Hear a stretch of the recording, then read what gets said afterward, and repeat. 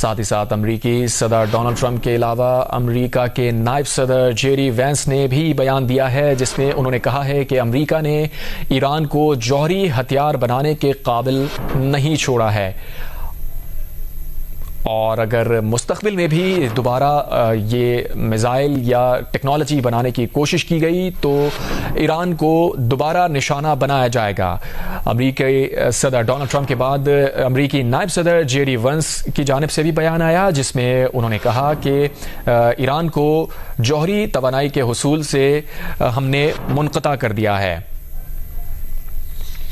सूरत हाल लगता है हल की जानिब जा रही है। अमरीकी सदर का बयान सामने आया है और इस पर हम मज़ीद भी तबसरा लेंगे। हमारे साथ ब्रिगेडियर रिटायर्ड अहमद सईद मिन्हास और मेजर जनरल जाहिद महमूद भी मौजूद हैं। साथ ही साथ ये भी इत्तलात आ रही हैं कि चंद मकामात ऐसे हैं जहां धमाके सुने गए हैं। करज और रजाई शहर है जहां पर धमाकों की आवाज़ें सुनी गई हैं, लेकिन इनकी नौयत क्या है ये कहना कबल अज़ वक्त होगा। लेकिन धमाकों की इत्तलात मौसूल हुई हैं। करज और रजाई शहर हैं जहां पर धमाकों की आवाज़ सुनी गई है। तेहरान के डिस्ट्रिक्ट 7 के अंदर इसराइल की जानिब से वार्निंग दी गई थी कि ख़बरदार किया गया था कि ईरान का डिस्ट्रिक्ट 7 है उसे खाली कर दिया जाए शहरियों की जानिब से। मुमकिन तौर पर हमले के हवाले से इंदिया दिया गया था, लेकिन इसी तनाजुर में हम देखें तो सदर डोनाल्ड ट्रंप का बयान सामने आया है और साथ ही साथ ये खबर भी आ रही है कि करज और रजाई शहर में धमाकों की आवाज़ सुनी गई है। इस पर एक बार फिर बात करेंगे। Major general retired Zahid Mahmood हमारे साथ मौजूद हैं। जनरल साहब, जिस तरह हम दीगर उमूर पर बात कर रहे थे, इसी दौरान अमरीकी सदर का बयान आया। यकीनन आपने सुना होगा, ब्रेकिंग न्यूज़ जियो न्यूज़ ने अपने नाजरीन के साथ शेयर की। आपको क्या लग रहा है कि क्या फिर से कोई और टैक्टिक यूज किया जा रहा है अमरीकी सदर की जानिब से, या इस बार वाकई मरहलावार जो जंग बंदी की बात की जा रही है वो नाफिजुल अमल हो जाएगी और पीस एक बार फिर मिडिल ईस्ट में मेंटेन होगा? देखिए, अगेन सरप्राइजिंग, आपके इसी डीपर में जो हम मेरे ख्याल में पिछले 1.5-2 घंटे से कर रहे हैं, इसी के दरमियान में मैंने कहा था कि मैं सोऊंगा तो अगर मैं सुबह जागता हूं तो देखेंगे कि अगर कोई नई एनवायरनमेंट तो नहीं आ गई। तो exactly same thing has happened जी। बहरहाल एनीवेज, इससे तो ये लगता है एक चीज तो बिल्कुल वाजे हो गई है कि जो भी ये जो ईरानियन मिसाइल स्ट्राइक्स हुई है, जो बेसिकली अमेरिका की जो स्ट्राइक हुई थी उसको बराबर करने के लिए या विन विन सिचुएशन करने के लिए आई थिंक ये अरेंजमेंट्स लगते हैं। अरेंजमेंट के तहत ही ये किया गया है और फेस सेविंग भी दी जाती है और ये वॉर में होता है। ये कोई एबनॉर्मल चीज नहीं है, ये हमें याद रखना चाहिए। वॉर में आपको रिक्वेस्ट आती हैं, थर्ड कंट्री से भी आते हैं, फ्रेंड से भी आती हैं और एक अरेंजमेंट किया जाता है। मैं देखिए, पहले भी मैं कह रहा था कि वॉर में सारे चैनल्स खुले रहते हैं जी।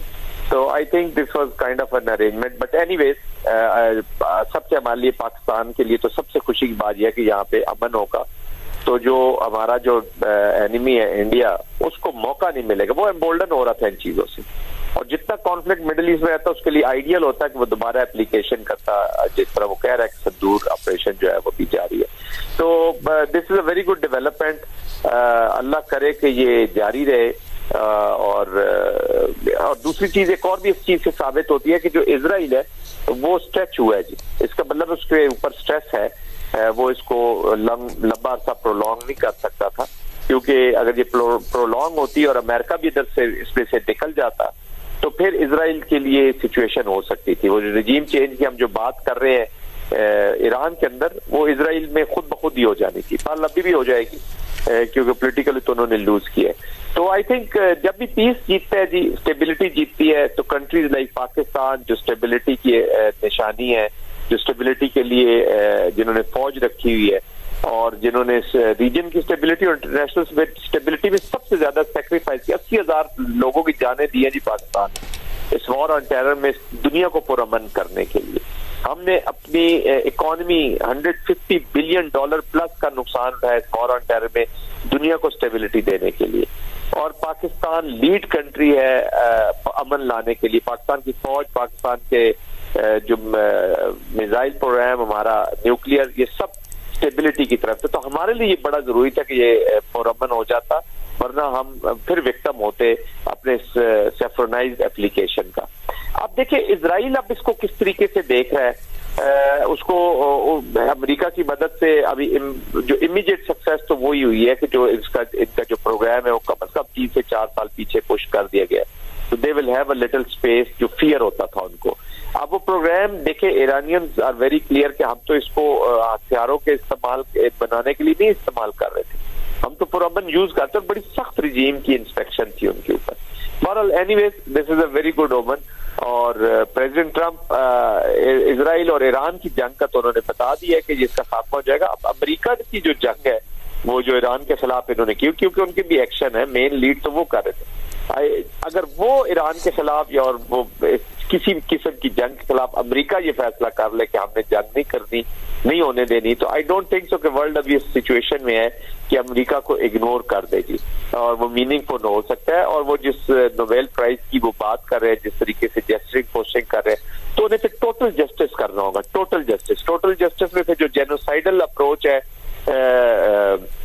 इन गाजा और उस रीजन में, अभी मैं तो कहूंगा कि पाकिस्तान जैसे मालिक को, ईरान को, जब ये नेगोशिएटिंग टेबल पे जाते हैं तो इनको ये अपने एजेंडा में रखना चाहिए। जो गाजा की सिचुएशन है, जो गाजा है खासतौर पे उसके बच्चे हैं, सिविलियंस हैं, वो that should be part of these talks. बेशक ये इजराइल और ईरान या अमेरिका ईरानियन कॉन्फ्लिक्ट, तो ये रीजन का कॉन्फ्लिक्ट था जी, पूरा रीजन आज इसमें इन्वॉल्व है।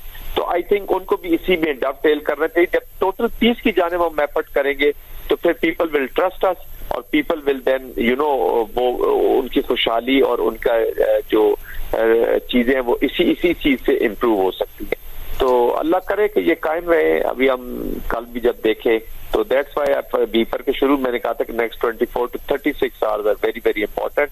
अब इस पे जो भी इम्प्लीमेंटेशन करानी है जस्टिस के साथ और मैकेनिज्म एस्टेब्लिश करना, that has to be done ji.